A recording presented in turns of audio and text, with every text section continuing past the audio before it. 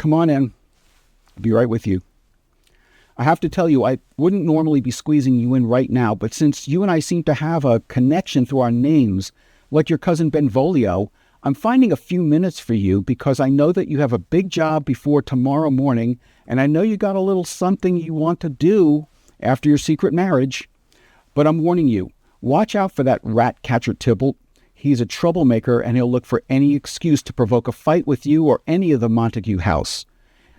I wouldn't put it past him to start a brawl just like the ones in the past between your family and the Capulets, and your new bride wouldn't want you fighting with her kinsman either.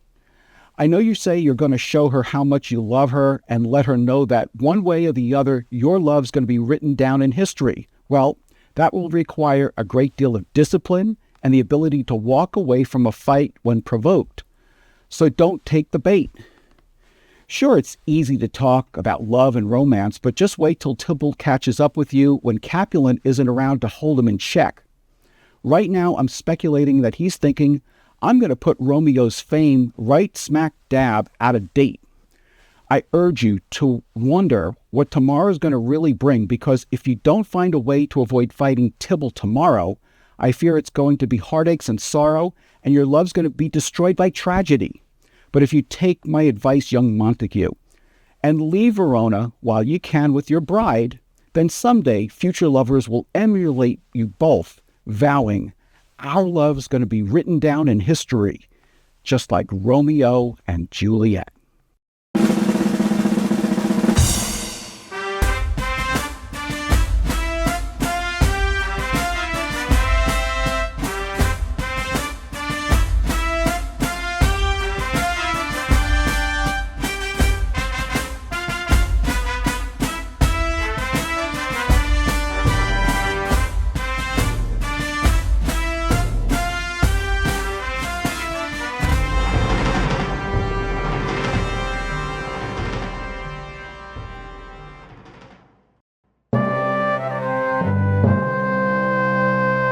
In the 2002 movie, My Big Fat Greek Wedding, Nia Vardalos knows that her family loves her and wants the best for her, but they keep driving her crazy with some of their traditions. We even see that her paternal grandmother doesn't remember that the feud between the Greeks and the Turks is over and that they're friends now.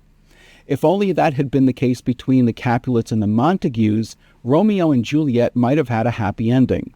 But since that didn't happen, let's take a look at the plot. The play takes place in Verona, Italy, and begins with a street brawl between the servants of the feuding Montague and Capulet families, who, like their masters, are sworn enemies. Prince Aeschylus of Verona stops the fighting and declares that any breach of the peace will be punishable by death. Meanwhile, Count Paris talks to Capulet about marrying his daughter Juliet. However, Capulet asks Paris to wait a couple of years because Juliet is only 13 years old. Capulet invites Paris to attend a planned Capulet ball. Lady Capulet and Juliet's nurse try to convince Juliet to accept Paris's courtship. Meanwhile, Benvolio tries to uncover the cause of his cousin Romeo's recent depression. Romeo is the son of Montague. Benvolio learns that it's because of the unrequited infatuation Romeo has for a girl named Rosaline, one of Capulet's nieces. Benvolio and his friend Mercutio convince Romeo to attend the ball at the Capulet house in hopes of meeting Rosaline. But once there, Romeo meets and instantly falls in love with Juliet while he's still masked, and she doesn't know that he's a Montague. Juliet's cousin Tybalt becomes angered that Romeo is at the ball, but is prevented from killing him by Juliet's father Capulet, who does not wish to shed any blood in his house. After the ball, Romeo sneaks into the Capulet orchard and overhears Juliet at her window pledging her love for Romeo despite her family's hatred of the Montagues. Romeo makes Juliet aware of his presence, and they both plan to marry right away. With the help of Friar Lawrence, who wants to reconcile the two families through their children's union, and Juliet's nurse, the couple secretly marry the next day. Meanwhile, Tybalt, who is still incensed that Romeo sneaked into the Capulet ball, challenges him to a duel. Romeo, who now considers Tybalt his kinsman, refuses to fight. Mercutio, who is offended by Tybalt's insolence as well as Romeo's reluctance to fight back, accepts the duel on Romeo's behalf. Unfortunately, Mercutio is fatally wounded when Romeo attempts to break up the fight and declares a curse upon the warring families before he dies, exclaiming, "A plague on both your houses." Riddled with grief and enraged at his friend's death, Romeo slays Tybalt. Montague argues that his son Romeo justly retaliated against Tybalt for the murder of Mercutio. However, the prince, also having lost a kinsman in the warring family's feud, banishes Romeo from Verona under penalty of death if he should ever return. Romeo secretly spends the night in Juliet's chamber, where they consummate their marriage. Capulet, misinterpreting Juliet's grief, arranges for her to marry the Count Paris and threatens to disown her when she refuses to go through with it. She then pleads for the marriage to be delayed, but to no avail, and her mother also rejects her pleas. Juliet visits Friar Lawrence and asks for advice, and he offers her a harmless sleeping potion that will put her into a death-like coma for 42 hours. The friar promises to send word to inform Romeo of the plan so that he can rejoin her when she awakens in the family crypt.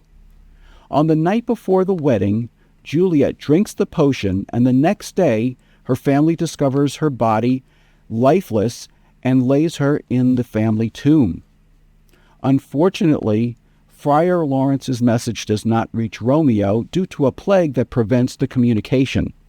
Instead, Romeo is misinformed by his servant Balthazar and believes that Juliet is indeed dead. Heartbroken, Romeo buys poison from an apothecary and goes to the Capulet crypt. While there, he encounters Paris, who comes to mourn Juliet privately. Believing Romeo to be a vandal, Paris confronts him, and in the ensuing battle, Romeo kills the Count Paris. Still believing Juliet is dead, Romeo drinks the poison and dies. Immediately after, Juliet awakens and, seeing that Romeo is indeed dead, stabs herself with his dagger and joins him in death. The feuding families and the prince meet at the tomb and find Paris, Romeo, and Juliet all dead. Friar Lawrence recounts the story of the star-crossed lovers, fulfilling the curse that Mercutio swore. The families agreed to reconcile their differences and build a monument in memory of their deceased children. The play ends with the prince's elegy for the lovers saying, "For never was a story of more woe than this of Juliet and her Romeo." When we return, we'll look at some of the remarkable characters in Romeo and Juliet. All right, let's take a look at some of the major characters in this play. Romeo is the son of Montague, whose family has been feuding with the Capulet family for years. He starts off infatuated with Rosalind, but it's love at first sight when he encounters Juliet, the daughter of his family's enemy. Juliet is only a few weeks younger than her 14th birthday when the play begins. She loves Romeo, despite the fact that his family is the sworn enemy of her family. Juliet's nurse is her loving confidant and go-between. Both Romeo and Juliet confide in Friar Lawrence, whose hope is to create a peace between their warring families. Tybalt is Juliet's cousin and a local hothead. He loves to fight and rarely ever needs a reason to use his sword. Mercutio, who is Romeo's friend and a kinsman of Prince Aeschylus of Verona, keeps taunting Tybalt by referring to him as Prince of Cats because of his sleek but violent nature. Benvolio is Romeo's cousin, who, unlike Mercutio, doesn't provoke fights, but rather tries to keep the peace. And finally, Count Paris is also a kinsman of Prince Aeschylus, who wants to marry Juliet and has her father's consent to do so. Coming up, we'll look at some of the plot devices and memorable scenes in Romeo and Juliet. One of Shakespeare's most common plot devices is the use of forbidden marriages. We'll see this again and again in Othello, Cymbeline, The Merry Wives of Windsor, A Midsummer Night's Dream, Titus Andronicus, The Winter's Tale, The Merchant of Venice, Troilus and Cressida, Timon of Athens, Measure for Measure, Hamlet, and Two Gentlemen of Verona. A good number of these plays also involved arranged marriages, as in this case of County Paris to Juliet. Shakespeare also uses the dead trick to get Juliet out of her marriage to the County Paris. Another common theme is a troublemaker who gets himself killed and creates consequences for the reluctant killer. In this case, it happens to Romeo when he kills Tybalt and becomes banished. This also happens in Cymbeline when Guiderius kills Cloten and is almost sentenced to death by his father, the king. Still, another one of Shakespeare's favorite plot devices is outrageous, harsh degrees. In Romeo and Juliet, street brawling between the Montagues and the Capulets will now be punishable by death. We've seen similar edicts in A Comedy of Errors when Aegeon must die because he's from Syracuse and Syracusans may not enter Ephesus, not to mention A Midsummer Night's Dream, where a father can sentence his daughter to death for refusing to marry the man of his choice. One of Shakespeare's memorable scenes takes place in the beginning of the play in Act 1, Scene 5. Here is Romeo at Capulet's ball gazing on Juliet for the very first time. He asks the serving man, "What lady's that which doth enrich the hand of yonder knight?" "I know not, sir." "Oh, she doth teach the torches to burn bright. It seems she hangs upon the cheek of night as a rich jewel in an Ethiop's ear. Beauty too rich for use, for earth too dear. So shows a snowy dove trooping with crows as yonder lady o'er her fellow shows. The measure done, I'll watch her place of stand, and touching hers make blessed my rude hand. Did my heart love till now, forswear its sight, for I ne'er saw true beauty till this night." And to follow that up, Shakespeare continues in Act 1, Scene 5, when we hear Romeo and Juliet meeting and talking together for the very first time. Not only is it love at first sight, it is instantaneous and simultaneously as intense for one another as it is for each of them. Listen to this exchange. "If I profane with my unworthiest hand this holy shrine, this gentle sin is this, my lips, two blushing pilgrims, ready stand to smooth that rough touch with a tender kiss." Juliet replies, "Good pilgrim, you do wrong your hand too much, which mannerly devotion shows in this. For saints have hands that pilgrims' hands do touch, and palm to palm is holy palmer's kiss." What she's saying is that you touch your hands palm to palm and your lips together to pray. Have not saints lips, and holy palmers too? I, pilgrim, lips that they must use in prayer. Oh, then, dear saint, let lips do what hands do. They pray, grant thou, lest faith turn to despair. Saints do not move, though grant for prayer's sake. Then move not while my prayer's effects I take.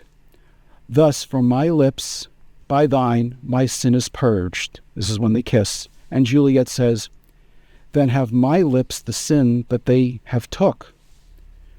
Sin from my lips? Oh, trespass sweetly urged. Give me my sin again. And he kisses her again. You kiss by the book.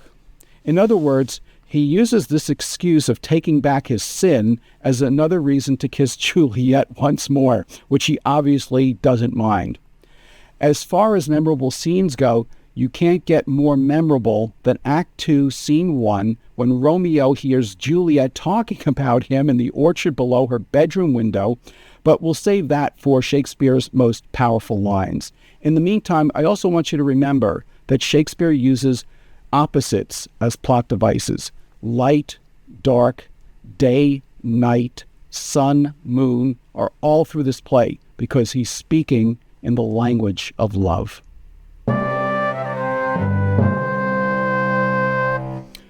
We've all heard the expression, blood is thicker than water.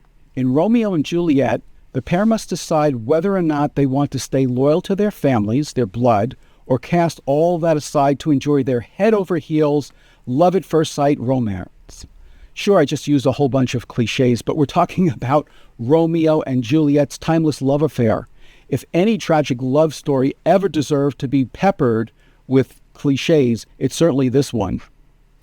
We know that these lovers are willing to die for their love, rather than be forced apart by their families. So in this case, blood was not thicker than water, the water being their love for one another, as opposed to their loyalties to their families. But remember that Juliet had a chance to leave when her father threatened to banish her, and she didn't take it. Ah, what might have been. Despite his carefree ramblings about everything under the sun, Mercutio actually does have some of the most powerful lines in this play, and they take place just before his death in Act 3, Scene 1. They have to do with his observations on the family feud. And remember, Mercutio is Romeo's friend, not his kinsman. They're not related by blood. In Act 3, Scene 3, Mercutio is slain by Tybalt because of Romeo's interference, and in his parting words, still joking, he utters some of his most famous and profound lines. I am hurt, a plague on both houses, I am sped. Is he gone and hath nothing? What, art thou hurt? Ay, a scratch, marry, 'tis enough. Where is my page? Go, villain, fetch a surgeon. Courage, man, the hurt cannot be much.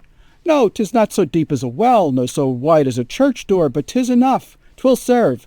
Ask for me tomorrow, and you shall find me a grave man. I am peppered, I warrant, for this world. A plague of both your houses. Zoons, a dog, a rat, a mouse, a cat, to scratch a man to death. A braggart, a rogue, a villain that fights by the book of arithmetic. Why the devil came you between us? I was hurt under your arm. I thought all for the best. Help me into some house, Benvolio, or I shall faint. A plague of both your houses. That line, though frequently paraphrased, is still used somewhere virtually every day. Ironically, it was because of the two families' feud and Romeo's love for Juliet, extended to his kinsman by marriage, Tybalt, that Mercutio got caught in the crosshairs that led to his untimely demise. Some of the other themes that Shakespeare uses in Romeo and Juliet are impediments to create obstacles and go-betweens to help assist the couple. First, the star-crossed lovers face several impediments to their love-at-first-sight infatuation. The first is the feud between the warring families, which we'll also see between nations in A Comedy of Errors and The Winter's Tale. To help out Romeo and Juliet, Shakespeare gave them Friar Lawrence, who wants to help them mend the ongoing feuding. There's also Juliet's nurse, who truly loves her and wants her to be happy, but she's a simple woman and doesn't always give the best advice. But as Shakespeare likes to do with Lucetta and Julia in Two Gentlemen of Verona, he has a servant teasing the person she serves by withholding information from Juliet and milking it for all it's worth. In Act 2, Scene 4, Juliet's nurse has come back from meeting with Romeo, and Juliet is on needles and pins waiting for an update. The nurse takes every opportunity to prolong Juliet's anticipation and teases her by dragging it out as long as she can. Listen to this exchange. Juliet: Now, good sweet nurse, O Lord, why lookest thou sad? Though news be sad, yet tell them merrily. If good, thou shamest the music of sweet news by playing it to me with so sour a face. Nurse: I am weary, give me leave a while. Fie, how my bones ache! What a jaunt have I! I would thou hadst my bones, and I thy news. Nay, come, I pray thee, speak. Good nurse, speak. Jesu, what haste! Can you not stay a while? Do you not see that I am out of breath? How art thou out of breath, when thou hast breath to say to me that thou art out of breath? The excuse that thou dost make in this delay is longer than the tale thou dost excuse. Now the nurse is milking her information and takes this opportunity to have her young lady that she serves pouring all of her attention on her, and Juliet knows this. Is thy news good or bad? Answer to that, say either, and I'll stay the circumstance. Let me be satisfied. Is it good or bad? Well, you have made a simple choice. You know not how to choose a man. Romeo? No, not he. Though his faith be better than any man's, yet his leg excels all men's, and for a hand, and a foot, and a body, though they be not to be talked on, yet they are past compare. He is not the flower of courtesy, but I'll warrant him as gentle as a lamb. Go thy ways, wench, serve God. What, have you dined at home? Juliet. No, but all this did I know before. What says he of our marriage? What of that? Lord, how my head aches. What a head have I. It beats as it would fall in 20 pieces. Oh, my back. To the other side. Ah, my back. Beshrew your heart for sending me about to catch my death with jaunting up and down. In faith, I am sorry that thou art not well. Sweet, sweet, sweet nurse, tell me, what says my love?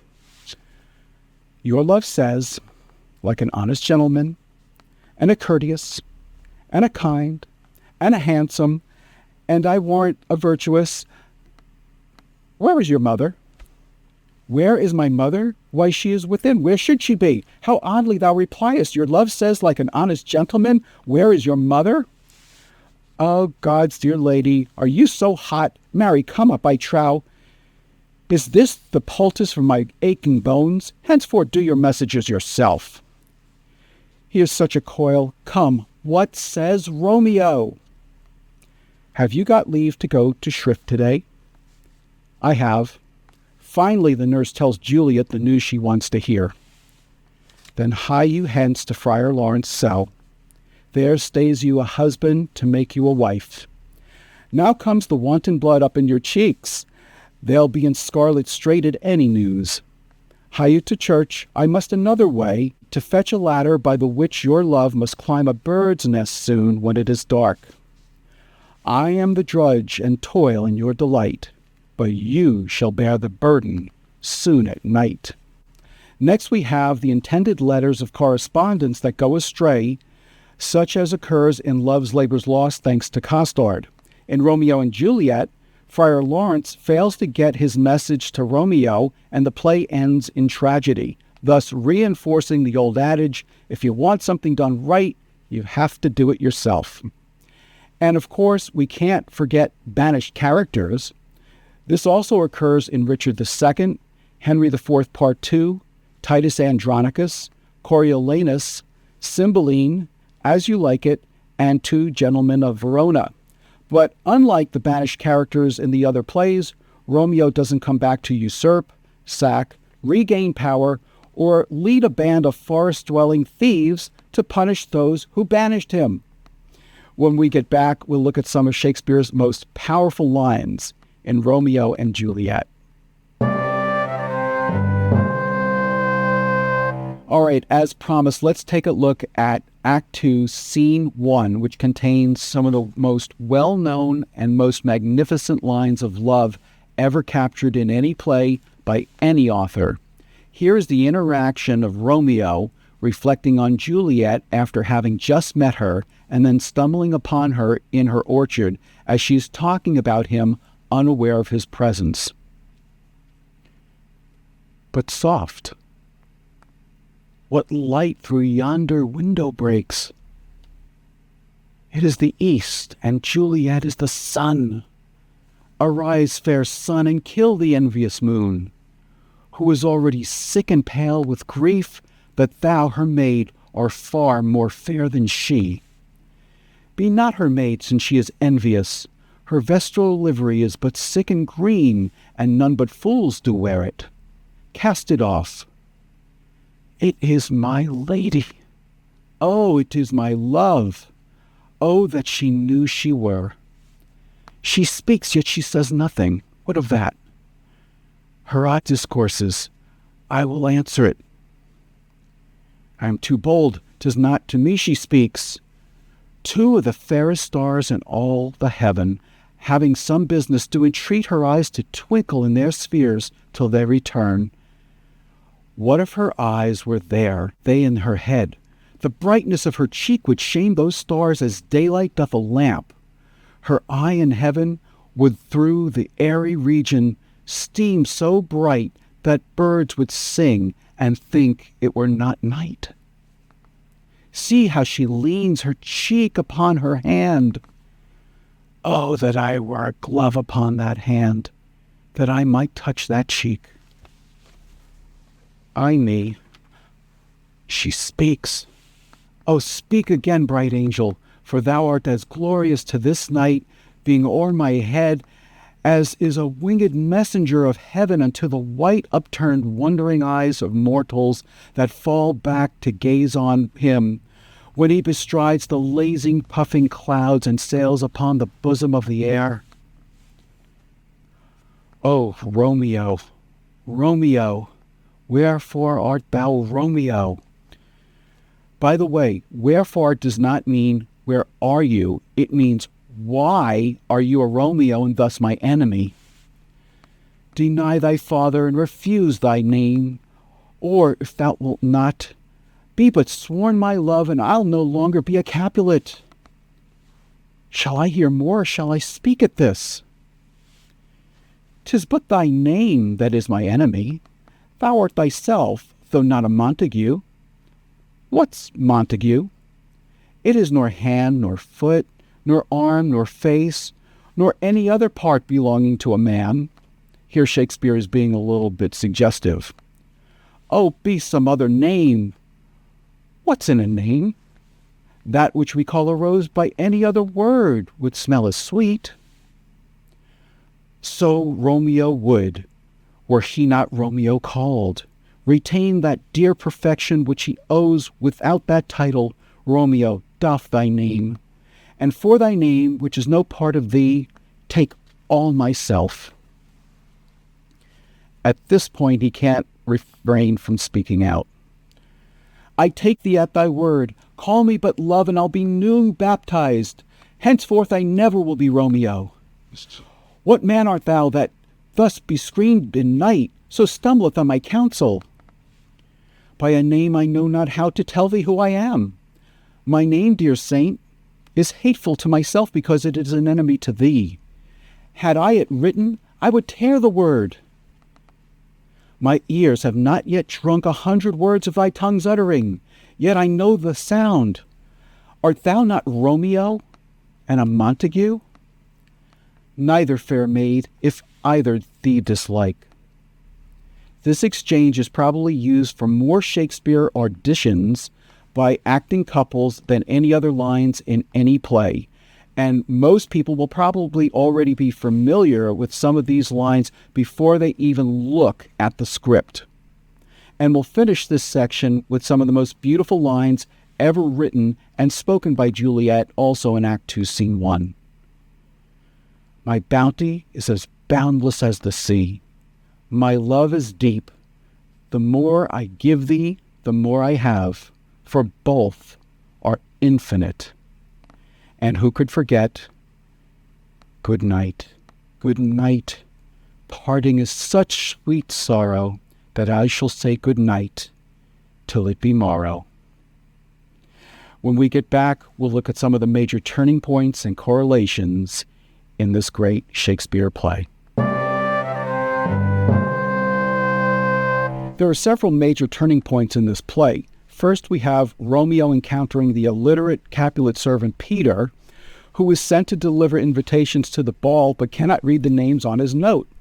Had Romeo not encountered him, Romeo never would have gone to the ball in the first place and met Juliet. The major turning point of the entire play, of course, is when Tybalt slays Mercutio because of Romeo's interference, and Romeo slays Tybalt out of anger for Mercutio's death. The reason this moment is so pivotal is because up until this point, this play could have very easily turned out to be a comedy with a happy ending, much like Much Ado About Nothing and A Midsummer Night's Dream. Also, be aware that had Romeo not retaliated against Tybalt, the prince certainly would have punished him, most likely putting him to death for slaying his kinsman Mercutio. Another major turning point is when Capulet tells Juliet that he will banish her if she will not marry the County Paris. Why she didn't just do this we'll never know, but she could have fled from Verona with Romeo and they could have lived happily ever after. That's what they were going to do anyway, according to Friar Lawrence's plan. Certainly, Romeo could find a way to make his fortune in Mantua, but then again, as he said, he was fortune's fool. Another major turning point occurs in Act 5, Scene 2, when Friar John tells Friar Lawrence that there was an infectious pestilence, a plague, mind you, in Mantua, and he could not get Friar Lawrence's letters to Romeo. Had those letters been delivered, this play would have had a happy ending. And finally, had Juliet taken her potion just 10 minutes earlier the night before, when she was busy second-guessing herself, she would have woken up just before Romeo came into the tomb, and the two of them could have lived happily ever after together. The same might be said about Thaisa in Pericles, Prince of Tyre, had he not given in and allowed her seemingly lifeless body to be tossed overboard in a sealed casket. She woke up just a few hours later and was perfectly fine. He could have saved himself about 14 years of grief, but at least in that case, he eventually had a happy reconciliation with her. As far as additional correlations go, one could easily make the case that Mercutio bears a strong resemblance to Gratiano in The Merchant of Venice because the two of them both love to talk but rarely say anything of any significance. And Tybalt comes about as close to Hotspur or Henry Percy in Henry IV Part 1 as anyone can get. The two of them just love to battle and brawl, and the reason doesn't make any difference to them at all. Another hothead who comes to mind is Cloten in Cymbeline, who provokes a fight with Guiderius and then is beheaded. When we get back, we'll look at some of the interesting facts about the play Romeo and Juliet. In preparing to do this episode, I came across some interesting facts I want to share with you. Perhaps the most famous scene in any of Shakespeare's plays is the balcony scene from Romeo and Juliet. However, there is no balcony scene in Romeo and Juliet. The scene actually takes place just below Juliet's window, but there is no mention of a balcony. This is probably because the term balcony did not exist in Shakespeare's time and came into fashion about 16 years after the play. In 1961, Leonard Bernstein created the most financially successful remake of Romeo and Juliet when he did the musical version called West Side Story, in which rival gangs in New York City fight each other with knives instead of swords. It generated over $47 million worldwide in box office sales. Shakespeare deliberately made Juliet younger than she was in the source material he got from Arthur Brooke, in which she was 16. In Romeo and Juliet, Juliet is not yet 14 years of age, and it was quite uncommon in Shakespeare's time for people to marry this young. The average age for women to marry back then was in their early to mid-20s. Shakespeare was not the first to write about the Montagues and the Capulets. Dante did so in the Divine Comedy 250 years earlier. The opening lines between Romeo and Juliet are spoken in the form of a sonnet. The name Romeo means pilgrim. The name Benvolio means well-wisher. And the name Mercutio means mercurial or changing. Have you ever wondered why Mercutio calls Tybalt Prince of Cats? It's a reference from Reynard the Fox, which is a literary cycle or a group of stories using common characters in different medieval Dutch, English, French, and German fables that date back to the 12th century. One of the characters is known as Tybert the Cat. And finally, the Royal Shakespeare Company's 1982 production of The Life and Adventures of Nicholas Nickleby includes a play within a play in which Romeo and Juliet is acted out on stage in front of an audience, but is given a happy ending wherein nearly all the characters live. Up next, we'll look at some of the great actors who play in the 1978 BBC Shakespeare version of Romeo and Juliet. All right, now let's take a look at some of the actors who played in the 1978 BBC Shakespeare version of Romeo and Juliet. Patrick Reichard, who played Romeo, also plays Lysimachus, the governor of Mytilene, in Pericles, Prince of Tyre in 1984. The great actor Michael Hordern, who plays Capulet, also played Prospero in The Tempest in 1980, LeFou in All's Well That Ends Well in 1981. He also played Jupiter in Cymbeline and King Lear, both in 1980. And before that, he played Senex in the 1966 film A Funny Thing Happened on the Way to the Forum with Zero Mostel and a young Michael Crawford. Sir John Gielgud, who plays Chorus, played John of Gaunt in Richard II in 1978, and Priam in the 1996 Kenneth Branagh version of Hamlet.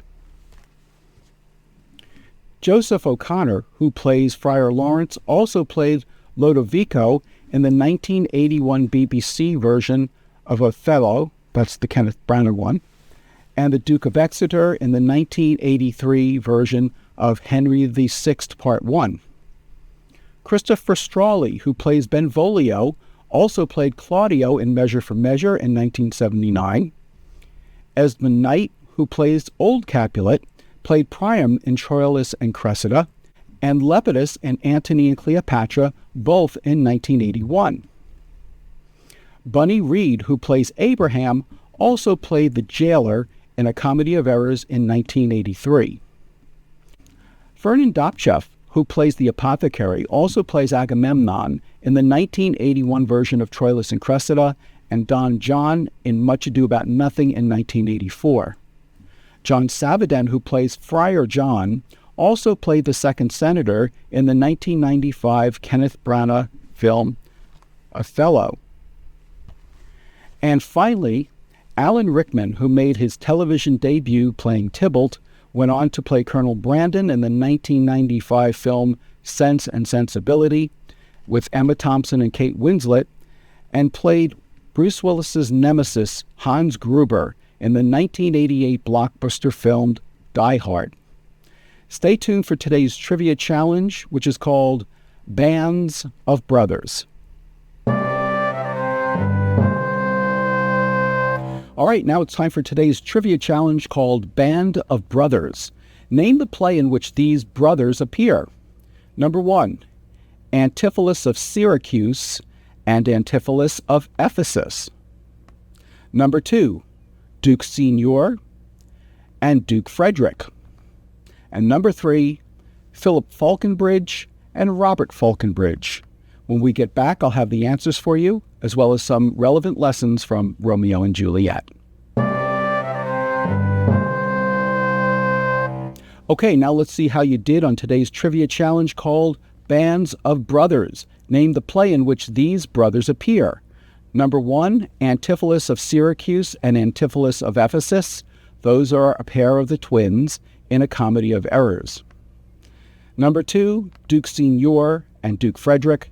They are the two kings in As You Like It. And number 3, Philip Falconbridge and Robert Falconbridge. They are the brothers in The Life and Death of King John. Now let's look at some of the relevant lessons from Romeo and Juliet. First, falling in love doesn't mean that everything will be perfect. Expect that there will be plenty of pitfalls and obstacles to overcome. However, work together and use good decision-making and judgment to get through them all. If you focus on a solution with a total expectation of finding the answer, you always will. Number 2, be slow to anger and quick to keep the peace. As poet Max Ehrmann said in his 1927 poem, Desiderata, as much as possible without surrender, be on good terms with all persons. And third, endeavor to learn the fine arts of communication and building rapport. Had Romeo been able to pull Tybalt aside and speak genuinely and sincerely, they both might have had a happier outcome. As Henry Ford once said, if there is any one secret of success, it lies in the ability to get the other person's point of view and see things from that person's angle as well as from your own. As I've mentioned on my website, my first exposure to William Shakespeare happened when I got off my first grade school bus to the taunts of, "Hey, Romeo, where's Juliet?" When you can have first graders referencing your love story's characters 400 years after you've written them, that is a true sign that you've created one of the world's most enduring, timeless, and unforgettable masterpieces of literature. And the names Romeo and Juliet have become the modern world's symbol of true love. I'm Dave Romeo, and thank you for watching this episode of Romeo and Shakespeare. Please join me next time when a king and his daughter even the score with his usurping brother while being surrounded by water.